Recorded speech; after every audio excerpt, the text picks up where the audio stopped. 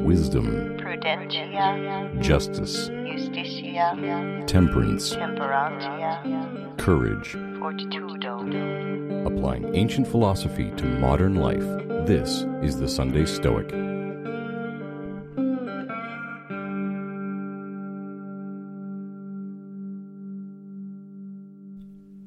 Welcome to the Sunday Stoic Podcast. This is Steve coming to you from Conway, Arkansas, and thank you so much to Simon Drew for coming on the podcast last week. I really enjoyed talking to Simon.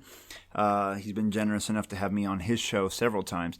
I really think we should create a Stoic radio network and have sort of 24/7 Stoic education online.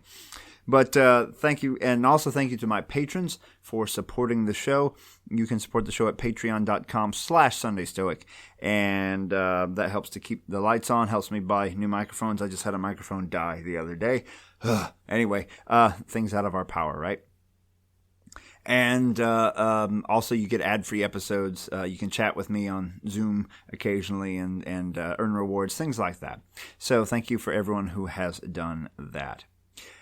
This week, we are going to continue down the manual of Epictetus, the Enchiridion, which is basically translates as at hand, sayings that you can have at hand. And you could be as dedicated as Admiral Stockdale and commit them to memory. I have not yet done so. But this week, we are looking at chapter 32. And chapter 32, kind of unusual for the modern era. It's about prophecy. But maybe by hearing about how the Stoics used prophecy and versus how the normal Romans used prophecy, we can take something home to improve our lives in the 21st century. Chapter 32. When you make use of prophecy, remember that while you know not what the issue will be, but are come to learn it from the prophet, you know before you come what manner of a thing it is, if you are really a philosopher. For if the event is not in our control, it cannot either be good or evil. Therefore do not bring with you to the prophet the will to get or the will to avoid, and do not approach him with trembling, but with your mind made up, that the whole issue is indifferent, and does not affect you, and that whatever it be, it will be in your power to make good use of it, and no one shall hinder this. With confidence, then, approach the gods as counselors, and further, when the counsel is given you, remember whose counsel it is, and whom you will be disregarding if you disobey. And consult the oracle, as Socrates thought men should, only when the whole question turns upon the issue of events, and neither reason nor any art of man provides opportunities for discovering what lies before you. Therefore, when it is your duty to risk your life with friend or country, do not ask the oracle whether you should risk your life. For if the prophet warns you that the sacrifice is unfavorable, though it is plain that this means death or exile or injury to some part of your body, yet reason requires that even at this cost you must stand by your friend and share your country's danger. Wherefore, pay heed to the greater prophet, Pythian Apollo, who cast out of his temple the man who did not help his friend when he was being killed. So Epictetus starts off by saying, remember, even if you are going to see a prophet, someone who can tell you the future or how things are playing out, what your role is in a given situation, that you already know what manner of thing it is, because you are mostly inquiring about things outside of your power. Therefore, these are things that you really don't care about as deeply as things like self-control, courage, wisdom, things of that nature. So don't go to the prophet hoping to avoid death. Don't go to the prophet hoping to win the lottery. Don't go to the prophet hoping that your team will win the game. This reminds me of people always praying about winning the lottery or praying to, the author of the universe to allow their particular sports team to win the game. It seems very strange to me that people do this. But he says, don't do that. These are things outside of your power. And you are already in control of the things inside your power. But if you do get some sort of input from the prophet, in this case, he's interpreting the words of the prophet as if it was advice from Zeus. Remember whose advice it is and to follow it. So remember who you are disobeying if you disobey. We can set that up for ourselves like Peter Stankiewicz does in his book on Reformed Stoicism, where he kind of sets an internal locus of control and says, hey, if you make up a decision, pretend that you are a general. The decision maker is a general. And if you make a decision like, I will exercise every day, then that is the will of the general, and you shall not disobey him from that point on. So, so obey your own ideas. Do not violate your own code of conduct. Now, that's a little different than getting a message from a prophet. But similar idea. Remember, if you disobey a prophet, then you are disobeying Zeus. Just like if you disobey yourself, you are basically throwing yourself under the bus. You are throwing away all of your Stoic training. But he says, Socrates also said that men should only go to an oracle if there is no human way to find out the questions that you have in mind. So if there's a way you could figure something out by asking someone or by doing some investigation or an experiment, then don't waste the time of the gods or the oracle with your question.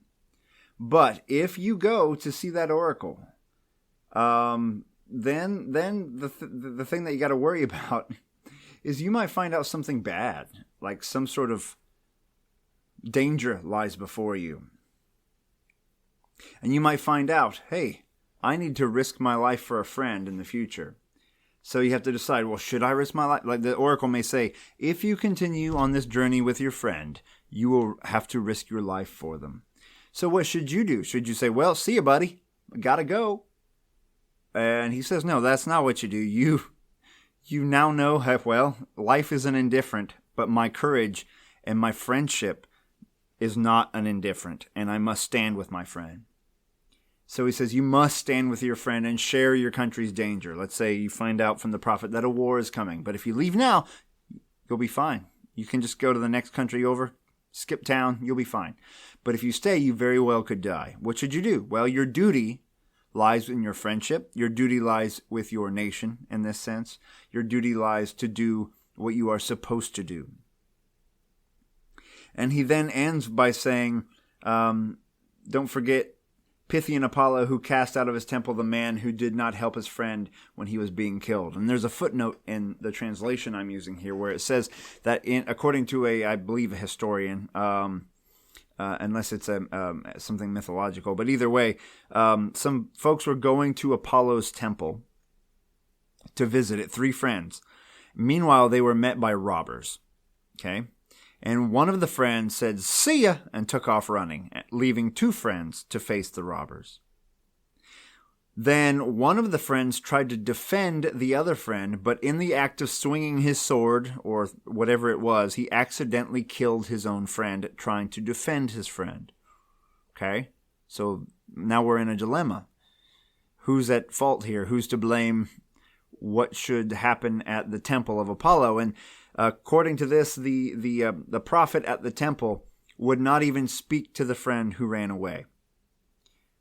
And as to the friend that accidentally killed his own friend, he was absolved of his murder, saying, you were doing the best you could in the situation. You did not intend to kill your friend. It's just what happened. You are absolved and you are welcome in the temple. So even if we know we are about to face danger, we have to realize that it may be our part to stand up to that danger, to fulfill our duty, to stand up for our family, our friends, not to run off. To run off is to shirk our duties. Much like the dad in the discourses, if you remember the story, one that sticks with me because I am a dad. In the discourses, a father runs off when his child is sick and hopes that the nurses or the doctors will come tell him when his daughter is well again. And he thinks maybe that was an okay thing to do, but Epictetus says, no, what if everyone did that? What if everyone ran off from your daughter because they couldn't handle the stress? She's lying there sick alone. You above all people need to stand there and be there. You are her dad. Your friend is going through trouble. You need to stand up with your friend. And of course, all of this is circumstantial. You have to use your brain. If your friend's doing something stupid, I wouldn't defend that, right? But if your friend needs help, if your nation needs help, and it's a justifiable reason, then it's your duty to do so. But it's all complicated, isn't it? Anyway, so that's what he has to say about prophecy. Don't go to the gods with stupid questions. Don't go to the gods with questions that you should already know the answer of because you know what being a philosopher entails. Don't go to the gods asking about wealth, power, etc.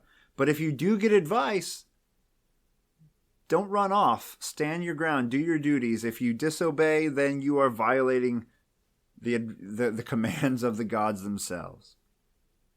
In much the same way, we should set ourselves up with a strong will, and when we set our minds to things, we should do our utmost not to fail ourselves, not to fail our promises, not to fail our convictions. And should we fail, we best get up and try again, otherwise we shall be unworthy to enter that temple of Apollo ourselves. All right, thank you for listening. Have a great week. Give me a good review if you can. I love it on any platform you listen to. Helps the show out. Share it with your friends.